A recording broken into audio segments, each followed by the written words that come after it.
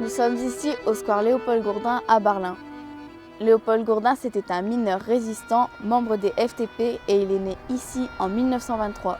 Il est mort en 1945 en déportation au commando de Kochendorf en Allemagne. Ce monument lui est dédié pour ne pas oublier son combat.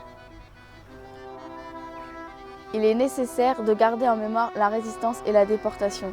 Nous allons voir plusieurs lieux de mémoire dans le Nord et le Pas-de-Calais, qui font tous référence à la Seconde Guerre mondiale.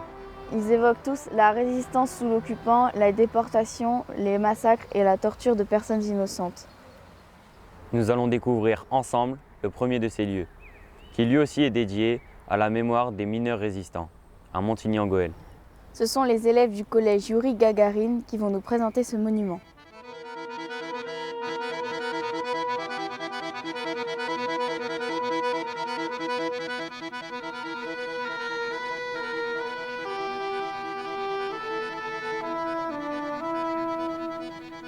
Ici, tu es dans l'ancienne fossette du Dahomey, dont il ne reste plus que quelques bâtiments. Et c'est ici qu'a commencé la grande grève des mineurs de mai-juin 41.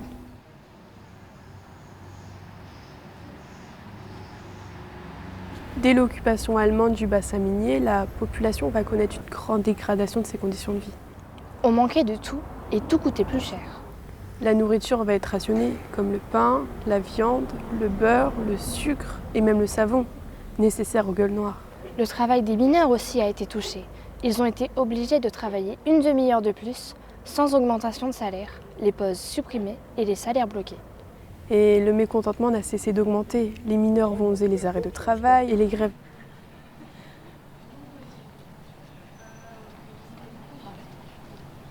Cette grève de mai-juin 41 a été particulièrement importante. La décision prise par la compagnie des mines de Dourges, qui a entraîné une baisse des salaires, va mettre le feu aux poudres. C'est le 27 mai 41 que tout le puits du Dahomey se met en grève, sous l'impulsion d'un mineur communiste, Michel Brûlé. C'est un mineur militant syndicaliste et communiste qui avait déjà joué un rôle important lors de la grève du 5 septembre 40, après la mort de deux galibots suite à un coup de grisou.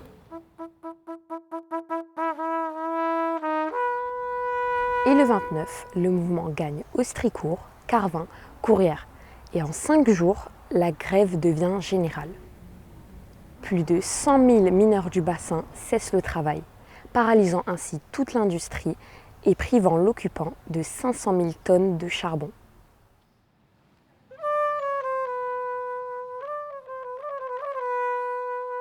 Pendant la grève, les femmes ont joué un grand rôle. Contrairement aux grèves des années 30, les mineurs ont évité tout affrontement. C'est vrai, ce sont les femmes qui ont pris le relais. Elles avaient déjà agi lors des mouvements sociaux des années 30. Et dès le début de la guerre, elles avaient déjà partagé les risques dans les premières actions. Elles distribuaient des tracts, elles faisaient du porte-à-porte, elles barraient l'entrée des fosses pour inciter les mineurs à la grève. Elles n'ont pas manqué de courage.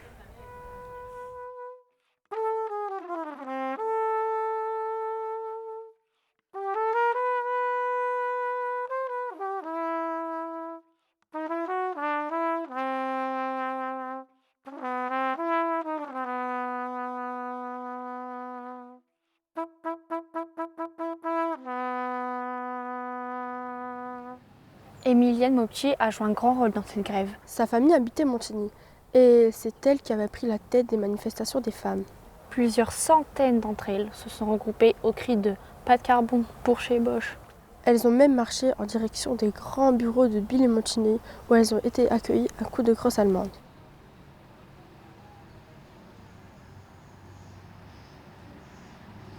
Émilienne a réussi à échapper à sa première arrestation et a continué son action dans le groupe de Barge jusqu'à son ultime arrestation en septembre 1942 et sa décapitation par les nazis à Cologne. La répression allemande a été terrible. Les premières arrestations interviennent au lendemain du déclenchement de la grève. les intimidations et les menaces n'altèrent en rien la volonté des mineurs. Je dirais même qu'elles la durcissent. Avec la grève, les cafés sont fermés, les rassemblements interdits. Les paiements des salaires seront suspendus et les cartes de rationnement ne seront plus distribuées. La Feldgendarmerie a fait plus près de 2000 arrestations, dont plusieurs dizaines de femmes. Certains seront relâchés à la fin de la grève. Et d'autres seront renvoyés sur le littoral. 350 arrestations. 241 mineurs seront envoyés pour le premier convoi parti pour l'Allemagne. Mais malheureusement, 141 n'en reviendront pas.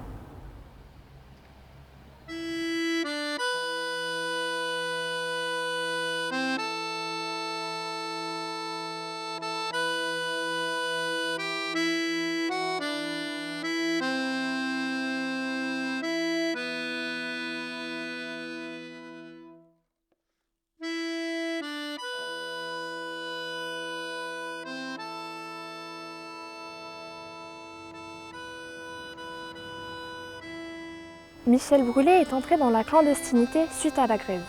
Recherché par la police française et par les Allemands, il a refusé de parler malgré des semaines de torture et il a été fusillé le 14 avril 1942 au fort du Vert-Galant à Vambrochy.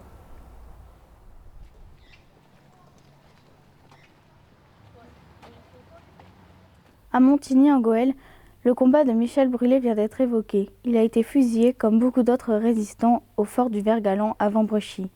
Ensemble, nous allons découvrir ce mémorial, présenté par les élèves du lycée Saint-Odile de Lambersart.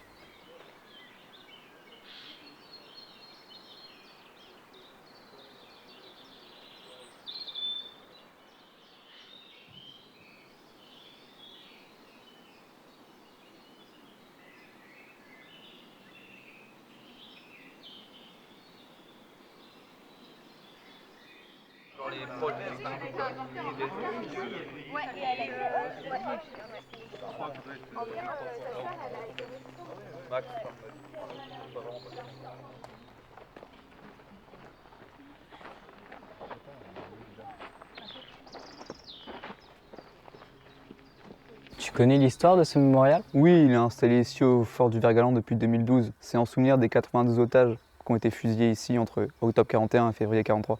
La région était occupée par l'Allemagne pendant la guerre et il y avait quand même beaucoup de gens qui ont fait le choix de résister aux soldats allemands. Ceux qui étaient fusillés, c'était des résistants? En fait, l'Allemagne les a souvent arrêtés parce qu'ils se méfiaient d'eux. Il y en a qui avaient participé à la grève des mineurs de mai 41, d'autres c'est parce qu'ils étaient communistes, parce qu'il y en a eu beaucoup plus après juin 41. Donc souvent les prisonniers qui étaient fusillés ici, c'était en représailles d'attentats qui avaient été commis et c'était une manière de faire peur à la population et de l'empêcher de résister. Tu sais s'il y a eu des femmes otages? Les soldats allemands avaient fait le choix de n'emprisonner que des otages hommes. Mais ça n'empêchait pas les femmes de participer donc, à des actions de résistance. Et puis parfois même elles étaient déportées, elles étaient torturées, voire même assassinées par les soldats allemands. Oui, c'est le cas d'Yvonne Abbas qui s'est engagée dans la résistance avec son mari dès juin 1940. Elle s'est fait arrêter le jour de ses 20 ans, puis par la suite déportée dans le camp de Ravensbrück. Et dès son retour, elle a appris que son mari Florent Debels avait été fusillé.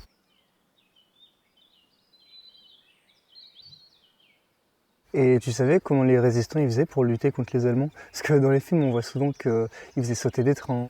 Oui, c'est vrai que le sabotage des voies de chemin de fer existait, mais il y avait aussi d'autres moyens de s'opposer à l'occupation, comme par exemple saboter les lignes téléphoniques ou alors distribuer des tracts appelant à la résistance. Certains habitants ont même caché des aviateurs anglais et d'autres qui appartenaient à des réseaux de résistance ont organisé des attentats contre des soldats allemands. Mais oui, mais tu savais d'ailleurs qu'en avril 1942, plusieurs soldats allemands ont été abattus par la résistance. Et résultat, ici même, les soldats allemands ont décidé de fusiller des otages résistants. Il y a eu un célèbre réseau de résistance dans la région. Oui, celui du capitaine Michel. Il était dans les services secrets britanniques et en 1942, il a fondé un réseau franco-britannique, le Sylvester Farmer, qui a recruté des centaines de résistants. Leur plus célèbre action, c'est le sabotage d'une usine de locomotives destinée à l'Allemagne, dans le quartier de Fives. Et en 1943, il est abattu par les Allemands, mais par contre, le réseau, lui, va survivre. Avant d'entrer dans ce réseau, il devait prêter un serment qui commençait ainsi. Je jure de ne jamais révéler à quiconque les noms des membres de notre organisation et d'ensevelir en moi-même tous les renseignements qui pourraient parvenir à ma connaissance. En fait, ils ont tous pris d'énormes risques, parce que même imprimer un journal clandestin pouvait mener à la mort.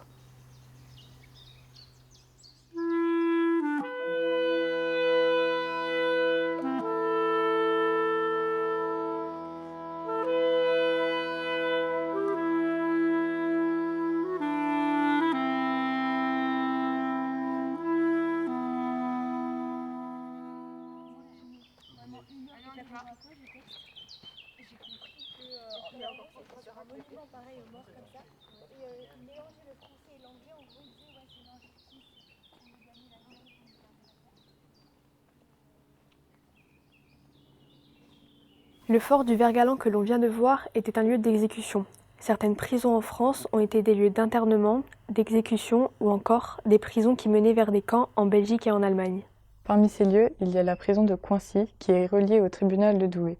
Elle a été un lieu de détention et de torture particulièrement sordide que nous allons découvrir avec les élèves du lycée Ambroise Croizat à Auby.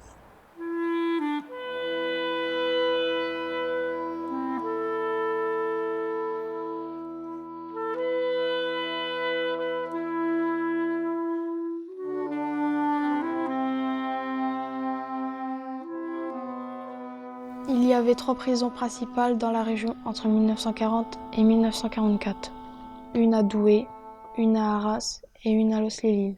Ce sont des prisons censées détenir les hommes et les femmes qui ne respectaient pas la loi, et pourtant, c'étaient des résistants et des patriotes qui y étaient enfermés.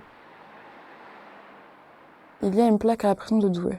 Il y a des noms de personnes qui ont été détenues. Parmi elles, il y avait le nom d'une femme, Suzanne Lannoy, professeure à Douai.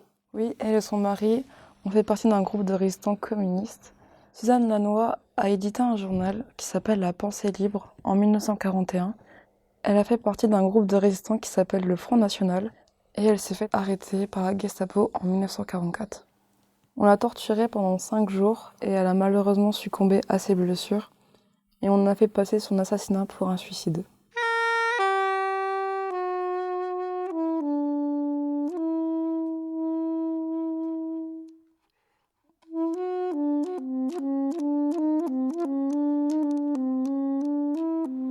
La prison ne se situe pas très loin de la cour d'appel de Douai.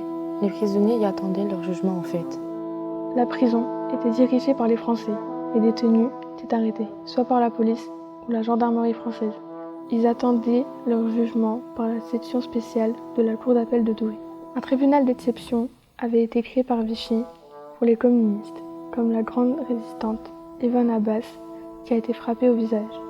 Une guillotine a été placée au centre de la prison par les Français pour les condamnations à mort. Elle a été utilisée 5 fois pendant la guerre. Beaucoup de ces résistants ont été déportés par la suite vers les prisons du Reich. La grande majorité d'entre elles ont été placées dans les camps de concentration. On se demande comment ils ont pu survivre à tout ça. Les conditions étaient difficiles. Les toilettes étaient horribles et il n'y avait aucune intimité entre les détenus. Les draps étaient changés tous les 6 semaines. Le linge était changé tous les 15 jours. Et seulement pour ceux qui travaillent, ils étaient changés tous les 8 jours. Ils n'avaient accès aux douches que tous les 8 jours. Et à cause de tout cela, ils ont attrapé plein de maladies.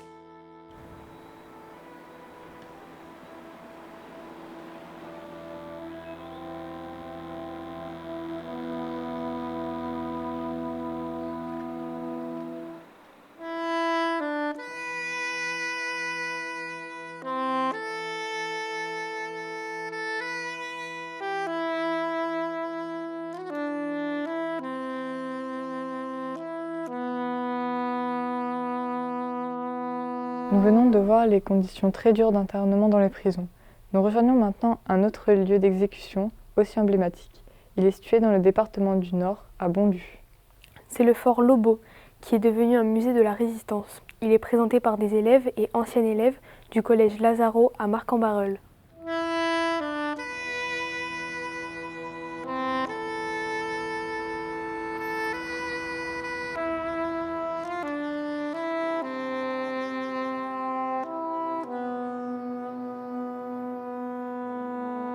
En raison de sa position sur cette grande route stratégique située entre l'île et la frontière belge, Bondu voit passer et s'installer l'envahisseur allemand en 1914, puis de nouveau en 1940. À chaque fois, comme dans de nombreux villages, la population tente de survivre et d'organiser la résistance face à l'occupant.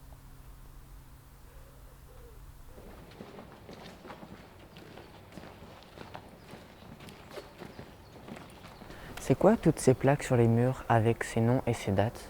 Durant la Seconde Guerre mondiale, de mars 1943 à mai 1944, 68 résistants sont fusillés ici, dans cette cour, par les Allemands. Ce sont des personnes qui appartenaient principalement à 4 mouvements ou réseaux: Alliance, OCM, Voix du Nord et le mouvement communiste Front National.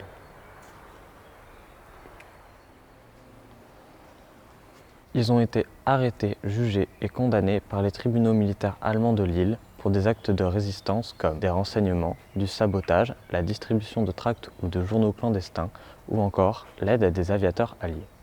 Incarcérés à la prison de Loos, ils sont transférés ici à Bondu pour y être fusillés. À l'emplacement de cette statue se trouvaient 2 poteaux d'exécution. Mais comment ont-ils été identifiés? C'est seulement après le retrait allemand, le 1er septembre 1944, et au milieu des gravats du fort, qu'un petit cimetière aux tombes seulement signalées par des numéros est découvert. Par chance, la liste des résistants fusillés est trouvée sur un officier allemand qui n'avait pas encore fui. Ainsi, presque tous les corps ont pu être identifiés et rendus aux familles. Aujourd'hui, ces plaques rappellent les noms de ces 68 martyrs.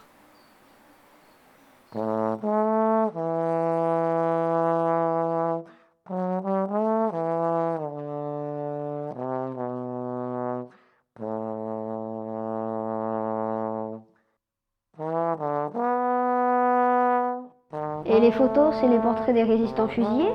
Oui, le musée installé dans les salles du fort qui ne se sont pas effondrées en 1944 rend hommage aux fusillés et en particulier cette salle du souvenir qui nous permet de mettre un visage sur les noms de ces 68 résistants. Cela nous permet de constater la diversité d'âge et de milieux socio-actifs au sein de la résistance.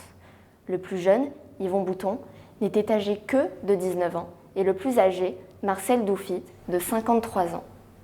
Même s'il n'y a que des photos d'hommes, les femmes ont aussi joué un rôle dans la résistance, sauf qu'elles n'étaient pas fusillées. Le plus souvent, elles étaient déportées au camp de Ravensbrück ou guillotinées dans les prisons allemandes. Les historiens estiment qu'environ 18 000 personnes ont été arrêtées entre 1940 et 1944 dans les 2 départements du Nord et du Pas-de-Calais pour faits de résistance et que 552 ont été exécutées. Même si Bondu n'a pas été le seul lieu d'exécution pour les résistants de la région, nous devons nous souvenir qu'ici, en 1943-1944, des gens ont donné leur vie pour que nous puissions vivre libres. N'oublions jamais.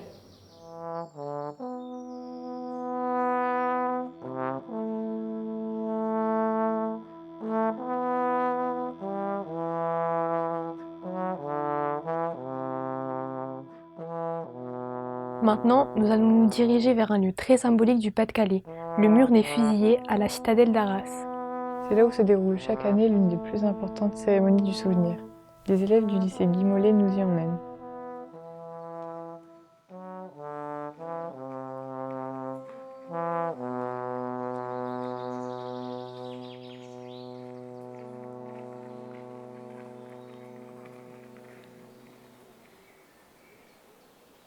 Beaucoup de résistants et de victimes de la Seconde Guerre mondiale sont restés anonymes.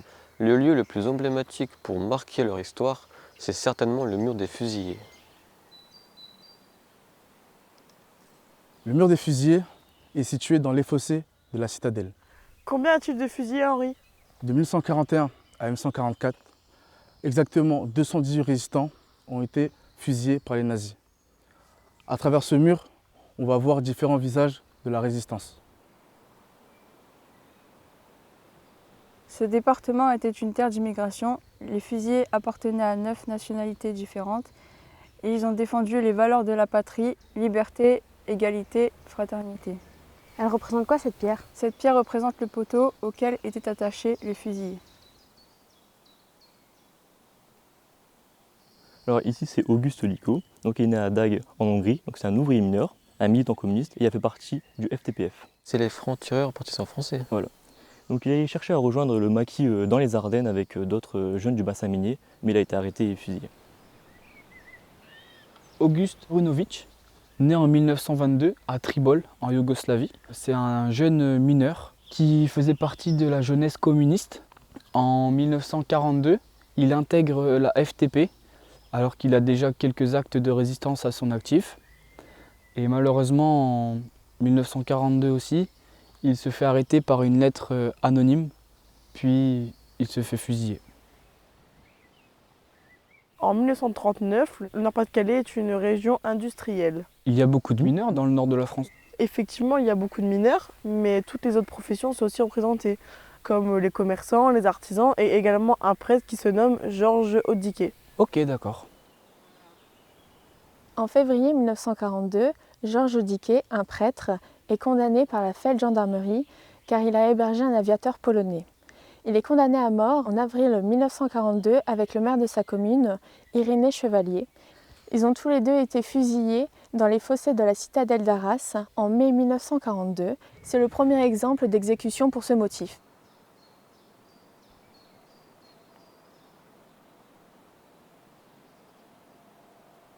Quelles sont les actions mises en place par les résistants dans le Pas-de-Calais ? Ils créent des journaux clandestins, comme par exemple La Voix du Nord. Ils font également du sabotage et ils créent surtout des réseaux d'évasion vers l'Angleterre. Comme le réseau Patoléry ? Oui, par exemple.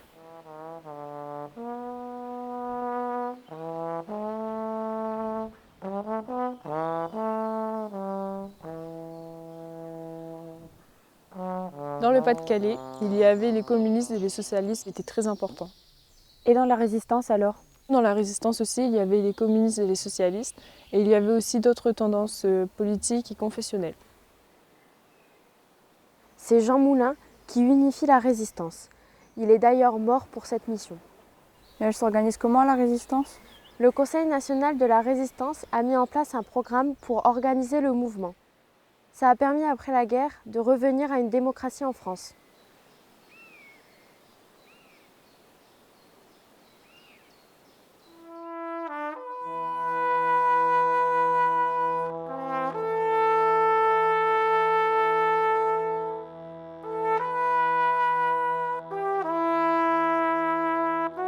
Précédemment, nous avons évoqué des lieux d'internement, de torture et d'exécution. C'était principalement des résistants et des résistantes. Pendant l'occupation, il y a eu ce qu'on appelle des rafles. C'était des déportations, surtout de juifs et de tziganes. À la gare de Lens, une plaque nous rappelle la principale rafle de la région. Laissons les élèves du collège Jean Zay nous en parler.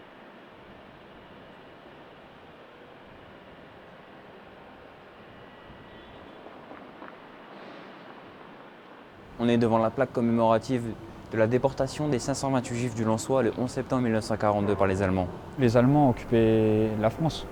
Une très grande partie, notamment le Nord-Pas-de-Calais, et le reste de la France était sous domination allemande. Pourquoi le 11 septembre? Cette date n'a pas dû être choisie au hasard. Alors le 11 septembre parce que c'était une fête religieuse juive, le Rosh Hashanah, donc les familles étaient rassemblées chez elles. C'était tôt le matin. Les soldats allemands accompagnés de la police française ont raflé les habitants pour les ramener jusqu'à la gare de Lens, puis ensuite vers la gare de Lille-Fives, puis à Malines en Belgique. Le Nord-Pas-de-Calais, il était relié avec la Belgique. Malines, c'est comme Drancy en France, c'est un camp de transit où les personnes étaient déportées pour ensuite être ramenées vers les camps nazis. Qui sont devenues ces 528 personnes? Elles ont été déportées vers les camps nazis le 15 septembre 1942 vers le camp d'Auschwitz-Birkenau. C'était un camp de concentration et de mise à mort. Et malheureusement, il n'y en a pas beaucoup qui sont revenues vivantes. Mais moi, j'ai pas trop compris pourquoi les Juifs ont été déportés. En fait, ils se sont fait déporter parce que les nazis pensaient qu'il y avait plusieurs races et que la race aryenne était supérieure à tous les autres. Du coup, ils pensaient que les Juifs étaient des parasites. Avec Hitler à leur tête. Lui, il est arrivé au pouvoir en janvier 1933 et très rapidement, il a mis beaucoup de Juifs à l'écart de la société parce qu'il a enlevé beaucoup de droits avec la loi de Nuremberg. C'est pour ça qu'ils se sont fait persécuter. Par exemple, en novembre 1938, il y a eu la nuit de cristal où beaucoup de personnes juives se sont fait violenter et enfermer dans des ghettos. Où ça? Seulement en Europe orientale, pas en Allemagne. Et ils se sont fait aussi déporter vers des camps nazis. Comme les tziganes en fait. Bah ouais, les nazis pensaient que c'était une race inférieure et ils les pensaient criminels et fainéants.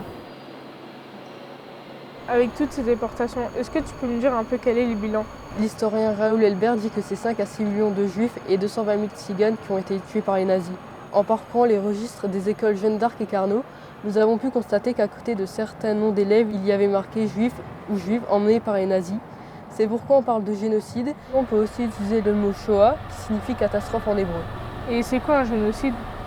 C'est quand tu veux éliminer une partie de la population. Par exemple, les nazis trouvaient les juifs inférieurs à eux. Le 20 janvier 1942, il y a eu la conférence de Wannsee en Allemagne.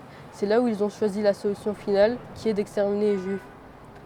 C'est impensable, mais ils les emmenaient où toutes ces personnes? Soit dans des camps de concentration, ou pire encore, dans des centres de mise à mort qui se situaient vers l'Europe de l'Est. C'est plus de 75 000 juifs qui ont été déportés depuis la France, dont 11 000 enfants, et cela aurait pu être encore plus dramatique sans l'aide de certaines personnes comme Émile Baudry.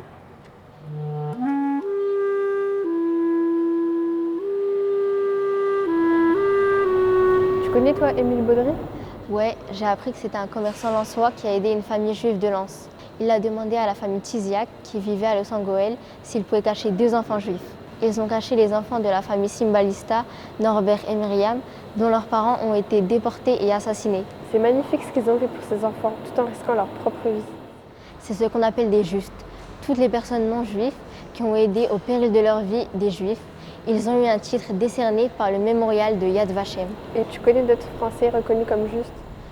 Le mur des justes, près du mémorial de la Shoah de Paris, rend hommage à tous les Français reconnus comme justes. En 2018, ils étaient 4065.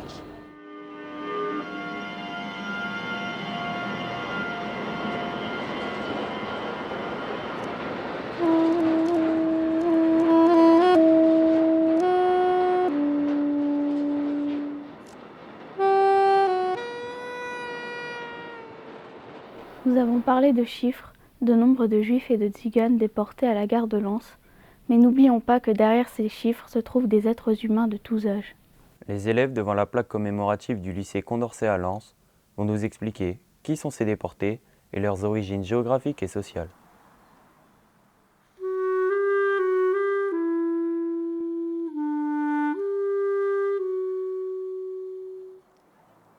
Kleinsberg, Kleinberg, Klajman, Kleiman, Landau, Landau, Lot, Laut, Liechtenstein, Liechtenstein, Morgenstein. Morgenstein. Il y a beaucoup de noms à consonance slave ou des noms qui utilisent l'orthographe polonaise. Ouais, comme juste ici par exemple, Charles Piotrowski, déporté à l'âge de 8 ans. Son père, David, était né dans un petit village de Pologne, Tomaszów, en 1906. Il est arrivé en France à l'âge de 28 ans. C'est en France que son fils Charles est né. Il espérait probablement que Charles serait considéré comme un enfant français et donc sauvé, mais ça n'a pas été le cas. Non, ni pour lui ni pour sa petite sœur Madeleine. Elle avait 5 mois au moment de la rafle. Plusieurs enfants de la famille Kleinsberg ont aussi été déportés et exterminés.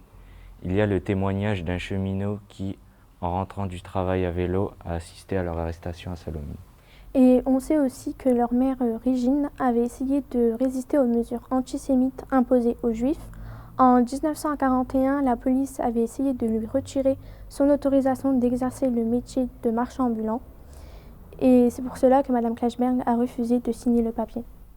Oui, effectivement, il y avait de nombreuses personnes qui exerçaient ce métier de marchand ambulant. Ce métier ne rapportait pas beaucoup, mais suffisamment pour nourrir les familles et pour vivre.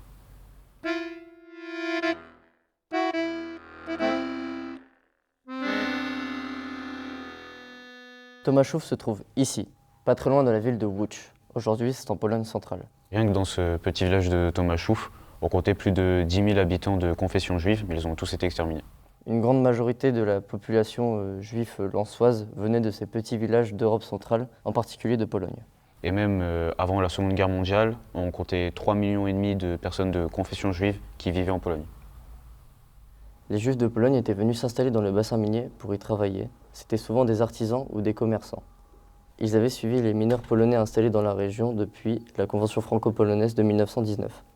Les gouvernements des deux pays ont alors fait venir 500 000 travailleurs polonais en France. Les Juifs de Pologne connaissaient bien les besoins de ces travailleurs et la langue natale, puisqu'ils venaient du même pays. Du coup, les mineurs polonais du bassin minier, c'était leur première clientèle. Au début, ils allaient souvent dans les corons pour y vendre leurs marchandises.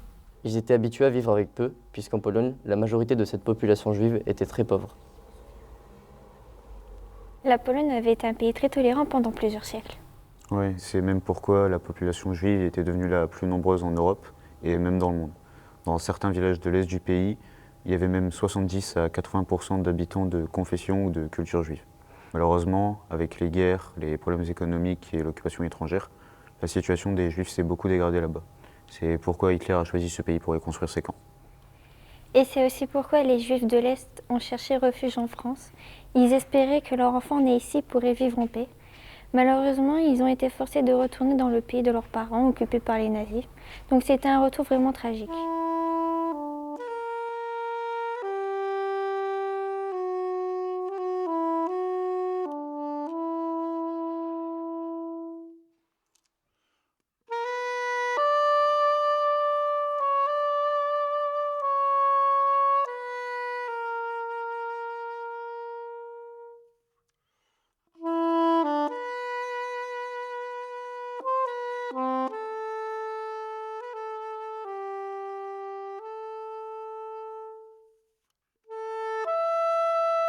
Précédemment, nous avons évoqué à la gare de Lens le rôle de ceux que nous appelons les justes parmi les nations.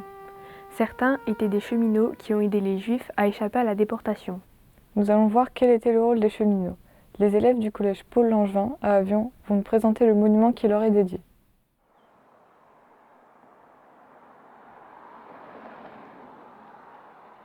Ici à Avion, il y a plus de 40 plaques de rue et 3 monuments qui désignent la mémoire cheminote des résistants et déportés de la Seconde Guerre mondiale. Et à Avion, elle était située sur les lignes de chemin de fer qui étaient utilisées par l'Allemagne pour transporter les troupes, les ravitaillements, le chargement, les armes et le charbon. Il y a des cheminots d'ici qui ont participé à des actes engagés tels que le vol d'armes, le vol d'explosifs, la distribution de tracts et de journaux clandestins, à l'organisation de réunions secrètes pour éviter les arrestations par la Gestapo et la gendarmerie française. Ils ont aussi participé à des actions de sabotage telles que le sabotage ferroviaire pour empêcher l'approvisionnement des troupes nazies.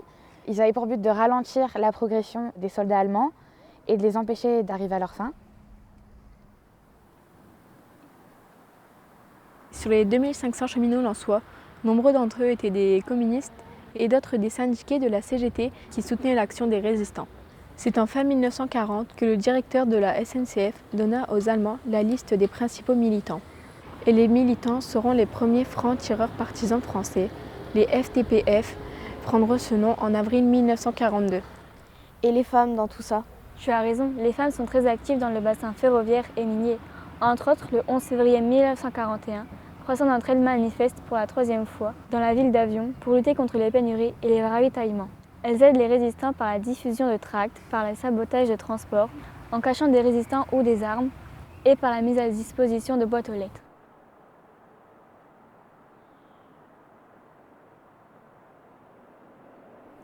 Ni les arrestations, ni la répression, ni les déportations, ni la peine de mort n'empêcheront le développement de la résistance. Pourtant, la répression était très dure avec les cheminots, avec les emprisonnements, le perpétuel danger de mort, la déportation, les exactions et les exécutions.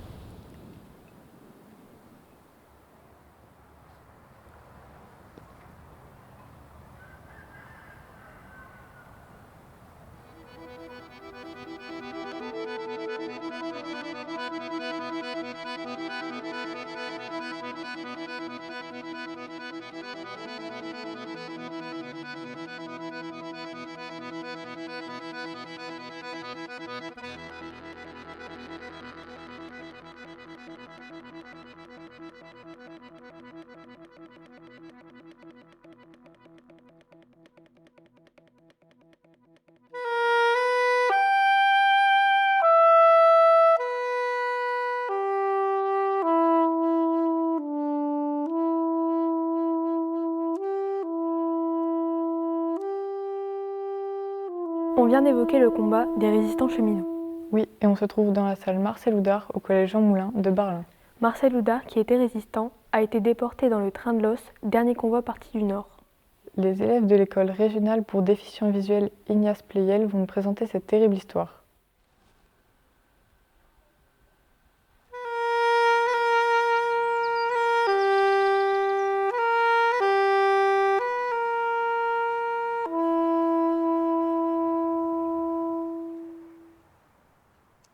On est dans le cimetière de l'Os et il y a une plaque qui commémore les déportés du train de l'Os. C'est le dernier convoi de déportés du nord de la Seconde Guerre mondiale. Et le train est parti le 1er septembre 1944. Mais pourtant, les débarquements alliés ont eu lieu.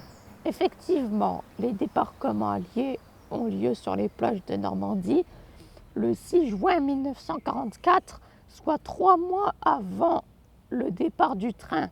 À partir de cette date, la France commença à être libérée progressivement et les Allemands ont commencé à fuir. Si Paris fut libéré le 25 août, l'île ne le saura que le 3 septembre, soit 2 jours après le départ du train.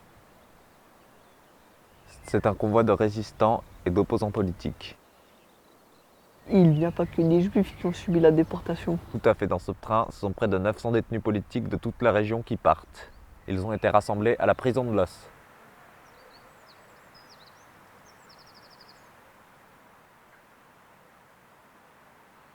Mais pourquoi déporter les résistants? Cela pouvait retarder les Allemands dans leur fuite. Oui, mais les Allemands voulaient à tout prix les transférer en Allemagne, car ils pensaient pouvoir les utiliser comme force de travail et monnaie d'échange. En réalité, le train ne part pas de l'Os. Les Allemands ont eu beaucoup de difficultés à trouver un train. Ils partent de Tourcoing, là où il y a des wagons, à la gare de marchandises. Les Allemands font tout pour faire partir ce convoi, réquisitionner des véhicules, chercher un train disponible. Les conditions de transport sont encore pires que pour les déportés précédents. Les wagons sont bondés, 80 ou 100 personnes par wagon. Il n'y a pas d'aération et pas d'espace pour faire ses besoins. En plus, certains wagons ont servi avant pour du ciment ou de la chaux. Il y a beaucoup de poussière. La mortalité y est très importante. En plus, certains déportés doivent aider à dégager les voies ferrées bombardées par les Alliés, avant de rejoindre les camps de la mort.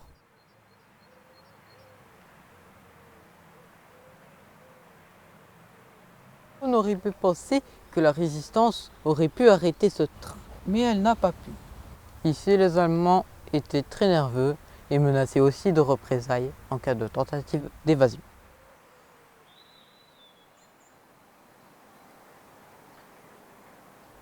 Certains déportés de ce convoi sont-ils revenus? Environ 30%. Il ne faut pas oublier que les conditions dans les camps étaient terribles. En plus, à la fin de la guerre, certains déportés sont emmenés vers d'autres camps à pied par les nazis. Ils subissent la faim, le froid et l'épuisement lorsqu'ils ne sont pas exécutés. Ce sont les marches de la mort, terriblement meurtrières.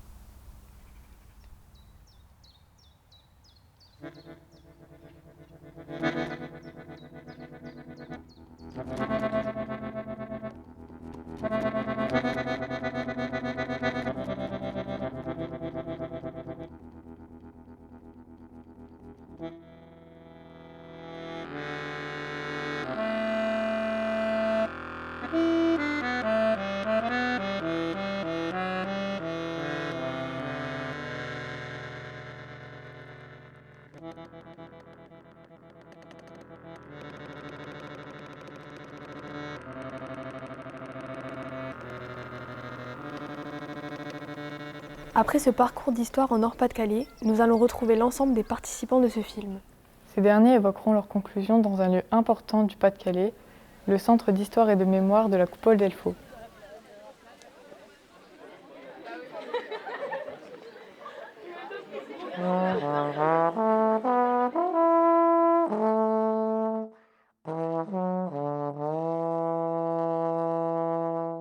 Nous sommes ici à la Coupole d'Elfaux, centre d'histoire sur la Seconde Guerre mondiale. Cet ancien bunker tenu par les nazis servait à fabriquer des missiles V2 à destination de l'Angleterre. Mais cette stratégie n'a pas fonctionné. Nous sommes ici pour faire la conclusion de tous les monuments commémoratifs que nous avons pu visiter dans le Nord et le Pas-de-Calais. Moi, Jason, ce qui m'a marqué, c'est l'appel du 18 juin 1940 du général de Gaulle depuis Londres. Si cet appel n'avait pas eu lieu, la guerre aurait pu prendre un autre tournant.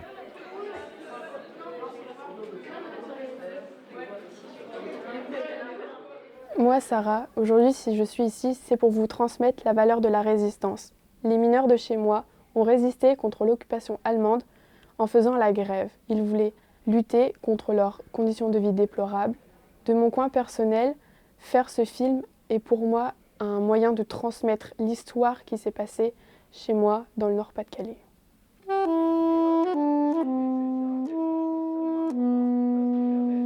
Moi, Talia, aujourd'hui, je suis là pour parler de la cause des femmes qui n'ont pas été assez reconnues durant la résistance pour tous les actes qu'elles ont pu faire. Les femmes ne sont pas du tout sur le même piédestal que les hommes. On doit se battre tous les jours pour qu'on soit reconnus et nous faire entendre.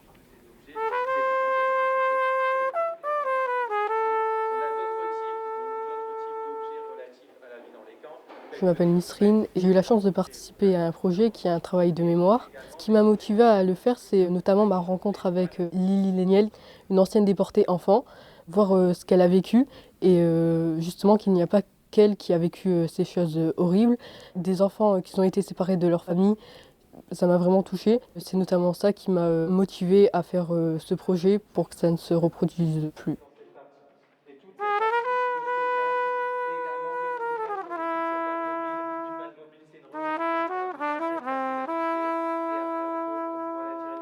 Moi, Mounia, je vous affirme que ce projet nous a enrichis et nous a appris qu'il est important de développer son esprit critique afin de lutter contre le racisme, l'antisémitisme, les inégalités et toute forme de violence.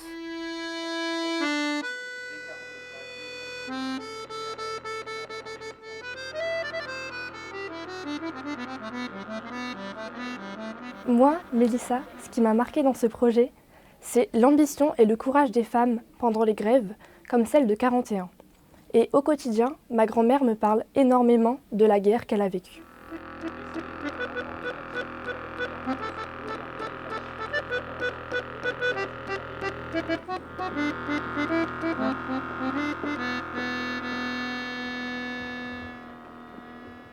Moi, Léonie, je suis là pour vous dire qu'on doit remercier toutes les personnes qui ont été frappées, battues, tuées pour nos libertés.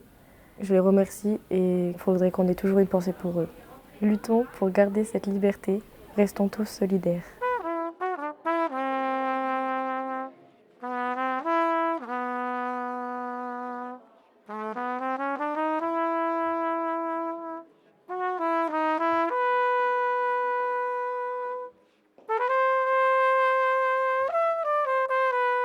Moi, Léa, ce qui m'a le plus touchée, c'est que certaines personnes ne les aidaient pas ou les dénonçaient les juifs avant les rafles. Et ce que je pourrais vous dire, c'est de respecter les différences religieuses ou autres.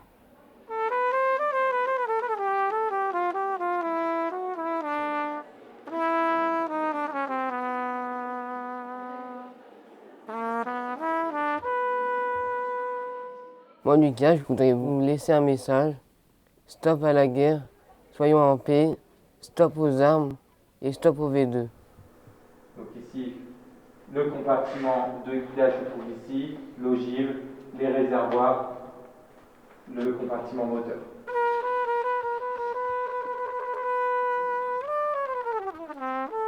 Moi, Enzo et 3 autres de mes camarades, on a commencé avec notre professeur d'histoire à mener une action citoyenne pour rappeler la rafle des Juifs de Lens. On s'est senti touchés, on vit à Lens, il ne faut jamais que ça se reproduise et qu'on commémore et qu'on se rappelle de ces gens qui sont morts d'un destin tragique.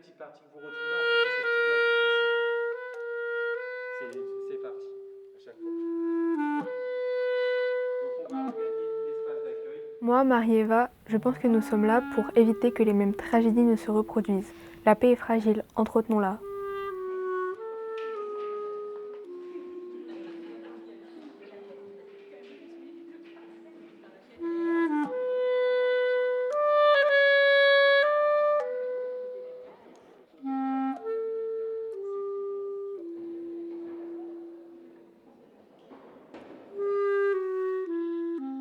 Moi, Martin, je vous affirme que c'est en s'engageant, en étant réellement citoyen, que l'on peut construire un monde plus juste et une société meilleure.